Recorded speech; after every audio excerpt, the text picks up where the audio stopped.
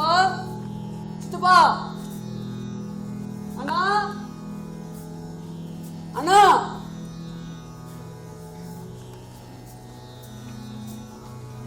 நான் இப்ப செத்து போயிட போறேன்னு பயமா இருக்கு. எனக்கு எந்த வியாதியும் இல்ல, எந்த உபாதையும் கிடையாது. அப்புறம் எனக்கு இந்த மரண பயம். சரி, மரணம்னா என்ன? மூச்சு நின்று போனால் மரணம். அந்த மரணத்தை அனுபவிச்சு பார்த்துருவோம்.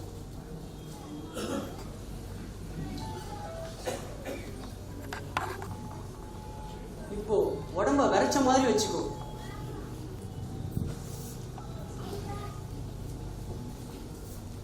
இப்போ வாய நன்னா மூடிக்கோ.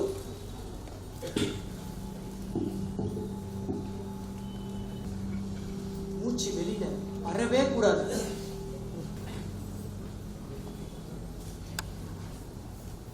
இப்போ உன் மூச்சு நின்று போயிடுது. உன் உடம்புல இருந்து உயிர் போயிடுது. நீ வெறும் சடலம். இந்த சடலத்தை ஸ்மசானத்துக்கு எடுத்துட்டு போய் எரிச்சிடுவா.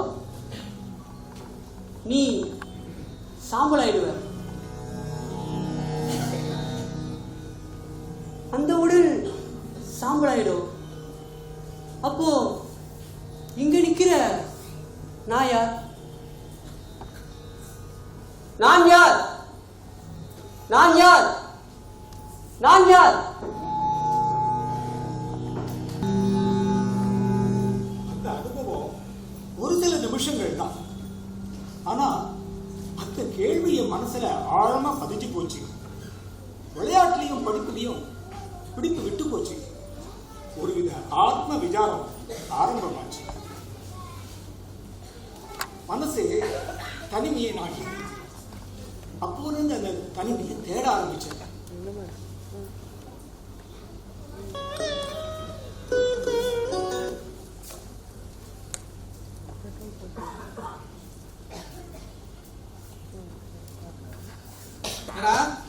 தனியா உட்காந்து என்ன பண்ணிட்டு இருக்க? நானும் சமீப காலமா பார்த்துட்டு இருக்கேன். எதையோ தொலைச்சவ மாதிரியே இருக்க. விளையாடவும் போறது இல்ல, படிப்புலையும் கவனம் இல்ல. இப்படி இருந்தா நான் வாழ்க்கையில எப்படி முன்னேற முடியும்? என்ன படிச்சாலும் நான் சம்பாதிக்க முடியும்? சதா சிந்தனையில ஏதோ தியானம் பண்ற மாதிரி. மனசுல என்ன ஞானி நினைப்பா? அங்க என்னதான் பார்த்துட்டு இருக்க?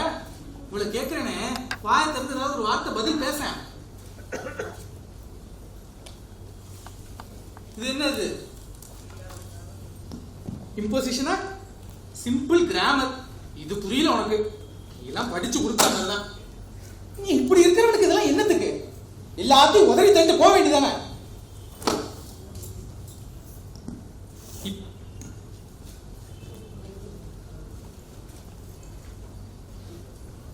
இப்படி இருக்கிறவனுக்கு இதெல்லாம் என்னத்துக்கு? எல்லாத்தையும் உதறி தள்ளிட்டு போக வேண்டியதானே?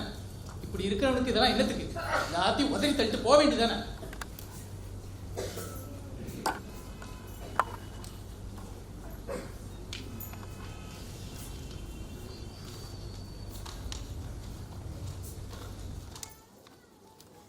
அருணாச்சலத்துக்கு இங்க இருந்து ரயில்ல போகலாம். திண்டிவனத்துக்கு பக்கத்துல இருக்கு. கிட்டத்தட்ட 3 ரூபாய் தேவைப்படும். யார்கிட்ட காசு கேட்கறது? சரி, வெளியில போய் கொஞ்சம் யோசனை பண்ணிட்டு வருவோம். அண்ணா, எனக்கு மின்சார கிளாஸ் இருக்கு, நான் போயிட்டு வரேன். வெங்கடோ, வெளில போறதா இருந்தா அப்படியே என் கல்லூரி கட்டணத்தையும் கட்டிடுறா. இந்த பொட்டியில 5 ரூபா பணம் வச்சிருக்கேன், அதை எடுத்துட்டு போ. சரிண்ணா.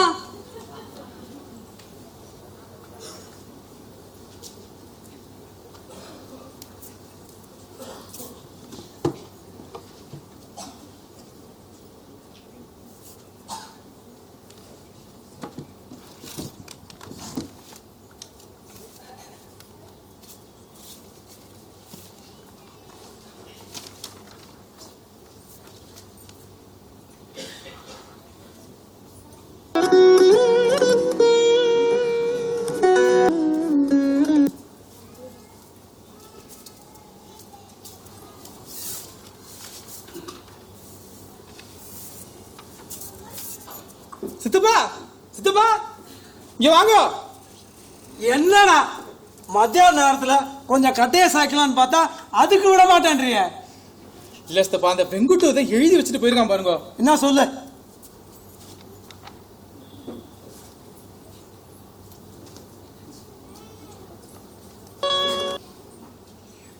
நான் என் தகப்பனாரை தேடிக்கொண்டு அவருடைய உத்தரவின்படி இவ்விடத்தை விட்டு கிளம்பி விட்டேன்.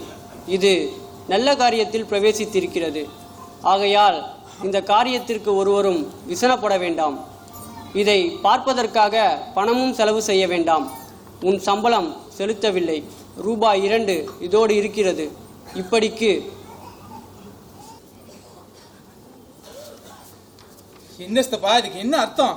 புரிஞ்ச மாதிரி இருக்கு, புரியாத மாதிரி இருக்கு. நான் என் தகப்பனாரை தேடிக்கொண்டு அவருடைய உத்தரவின்படி இவ்விடத்தை விட்டு கிளம்பி விட்டேன். தோப்பனார் போய் வருஷ கணக்காயிடுத்து. அவருடைய உத்தரவின்படினா இது ஒன்றும் இல்லடா, அவன் ஏதோ கோவத்தில் வேகத்தில் கிரிக்கிட்டு போயிருக்கான். நீ வெசது அவனுக்கு பிடிக்கலன்னு நினைக்கிறான். அதான் தொலைக்கு ரோஷம் வந்து பொத்துன்னு போயிட்டான். கையில் 3 ரூபாய் இருக்கணும், விரயம் பண்ணா தன்னால் தலையை தொங்க போட்டு வந்து இங்கே நிற்பான். இதுக்கு போய் ஏன் தூக்கத்தை ஏண்டா கெடுத்த?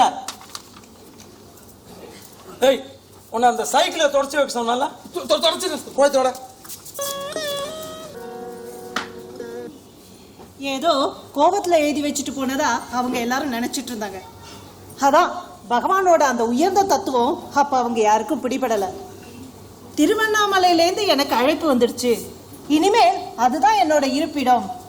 நான் யார்ங்கிறதுக்கு எனக்கு பதில் கிடைச்சிடுச்சு அப்படின்னு உணர்த்தின கடுதாசிங்க அது.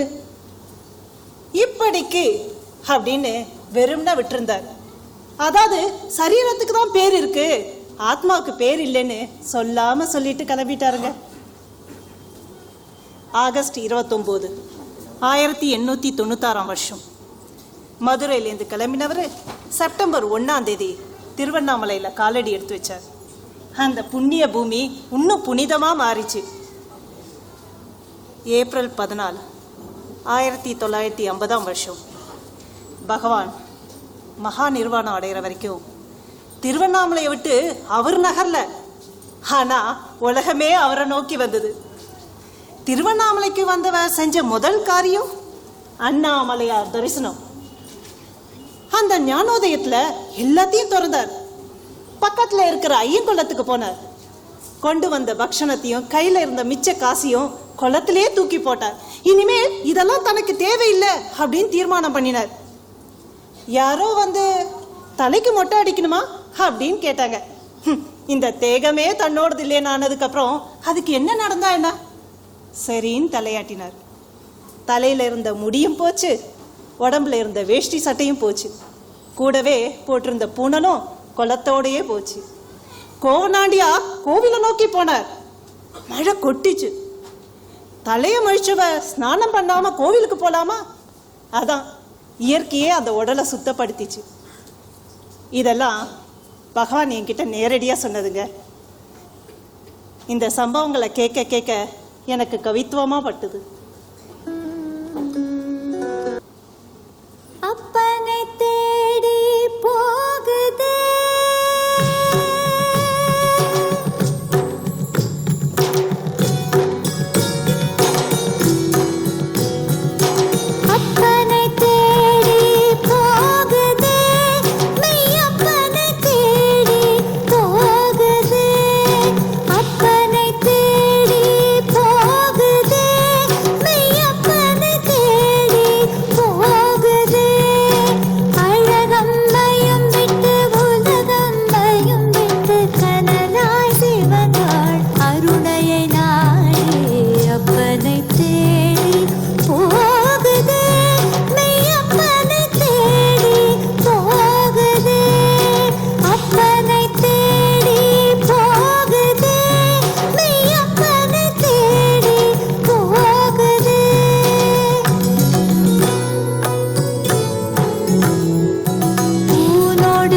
சேர்ந்த வாழ்க்கையின் தேட இருட்டினில் தோன்றி பிறக்கும் விடிய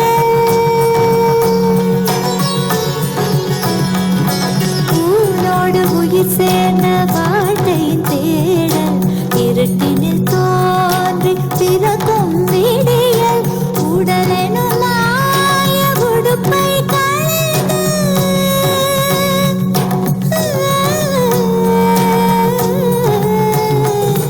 உடலெனும் மாய உடுப்பை களைந்து தான் யார் என்ற உண்மை தெளிந்து அப்பனை தேடி போகுதே மெய்யப்பனை தேடி போகுதே அப்பனை தேடி போகுதே மெய்யப்பனை தேடி போகுதே